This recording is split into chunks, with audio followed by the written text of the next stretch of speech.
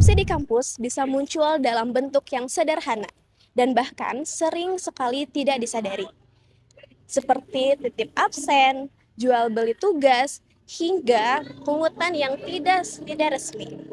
Dan itu semua memiliki dampak.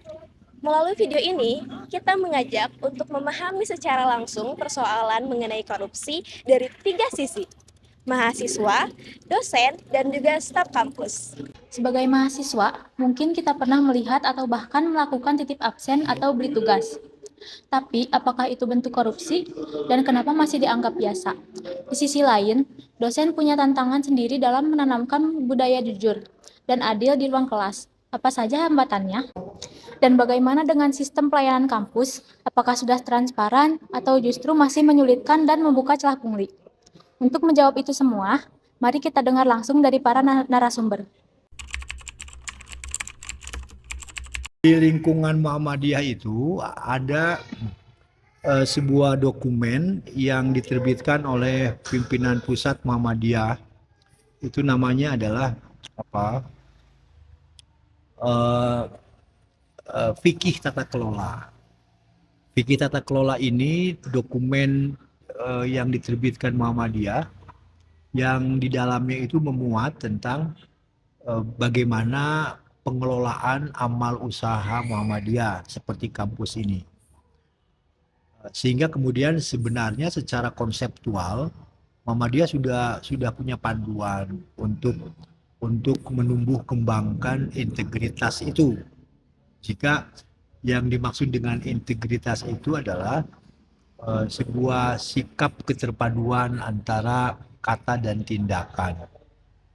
Jadi pertama itu yang paling pokok. Konsep ini sudah jelas dan merupakan dokumen resmi Muhammadiyah, harus dijadikan panduan di seluruh amal usaha Muhammadiyah, sehingga misalnya tekanannya adalah pada pimpinan amal usaha, pimpinan perguruan tinggi, maka mereka sebenarnya bukan orang-orang yang sedang senang duduk di sebuah kursi yang empuk, tapi mereka memiliki beban moral dan tanggung jawab yang besar terkait dengan pengelolaan amal usahanya, di samping juga nilai-nilai moralitas keagamaan yang harus terlihat. Yang kedua kemudian, tentu kita tidak selesai hanya dalam bentuk dokumen, karena dokumen itu kan sifatnya tertulis, kemudian dia ya berupa konsep lah. Tidak mungkin bisa menjadi bermanfaat kalau tidak diperlihatkan dalam tindakan, dalam perbuatan.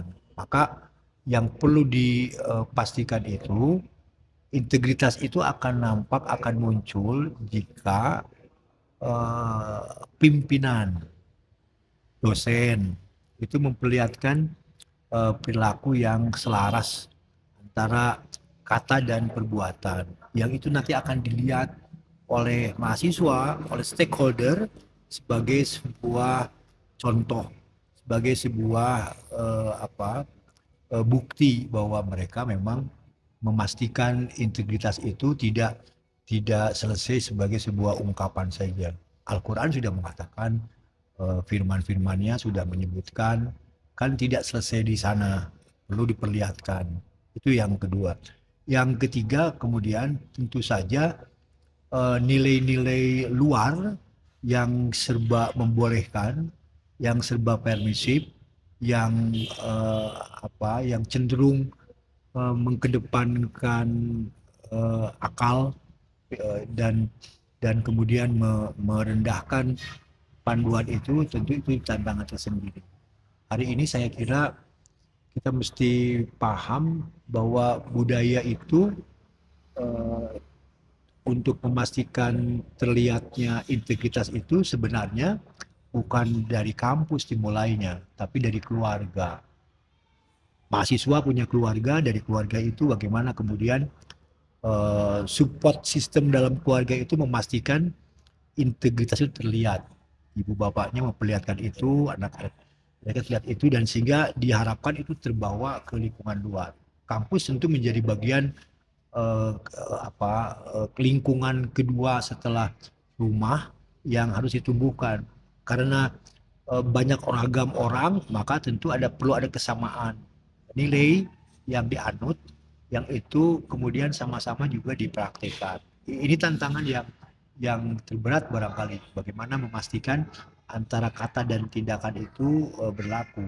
Ya, saya sebagai dosen misalnya juga perlu memperhatikan itu dalam pembelajaran, dalam hal yang lainnya, supaya kemudian tidak terjadi tidak terlihat, tidak terasa berbedanya antara kata dan tindakan.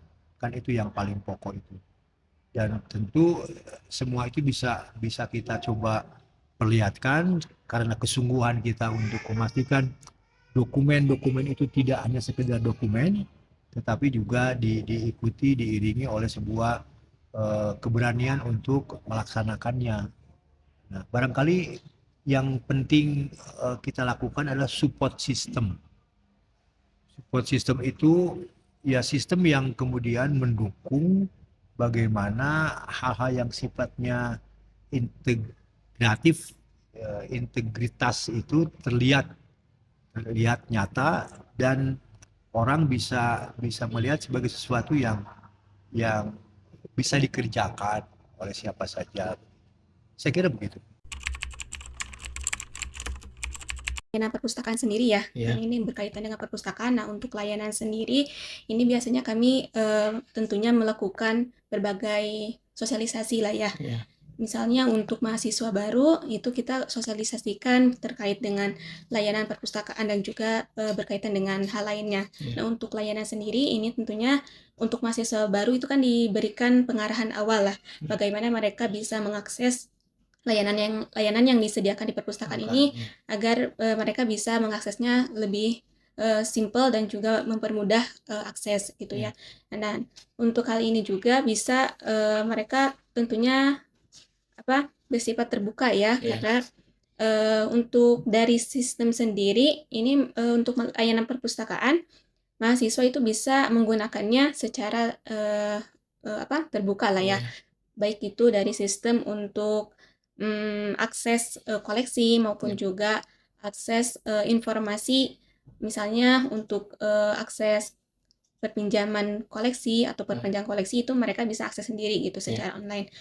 Kemudian juga untuk mahasiswa tingkat akhir ini kita ada layanan tugas akhir gitu mahasiswa, yang mana untuk tugas akhir ini tentunya mereka juga diberikan sosialisasi awal gitu terkait bagaimana mereka mengakses informasi dan juga prosedur-prosedur yang harus dilalui mahasiswa untuk mengakses tugas akhir tersebut gitu pengumpulannya.